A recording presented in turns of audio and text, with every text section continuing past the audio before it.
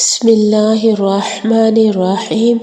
السلام علیکم ورحمۃ اللہ وبرکاتہ۔ حضرت ابو ہریرہ رضی اللہ تعالیٰ عنہ بیان کرتے ہیں،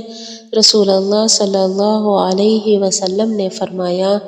قرآن میں 30 آیات کی ایک سورت ہے، اس نے ایک آدمی کے بارے میں سفارش کی حتیٰ کہ اسے بخش دیا گیا، اور وہ سورت ملک ہے۔ حضرت ابن عباس رضی اللہ تعالیٰ عنہ اور حضرت انس بن مالک رضی اللہ تعالیٰ عنہ بیان کرتے ہیں، رسول اللہ صلی اللہ علیہ وسلم نے فرمایا، سورۃ الزلزال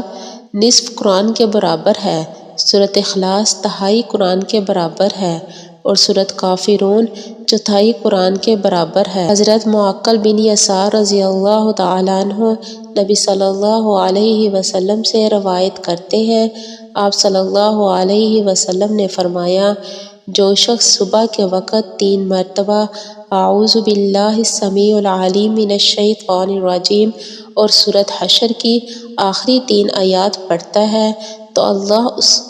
کے لیے 70,000 فرشتے مقرر فرما دیتا ہے، جو شام تک اس کے لیے دعائے رحمت کرتے رہتے ہیں، اور اگر وہ اسی روز فوت ہو جائے تو وہ شہادت کی موت مرتا ہے، اور جو شخص شام کے وقت انہیں پڑھتا ہے تو اسے بھی یہی منزلت و فضیلت حاصل ہو جاتی ہے۔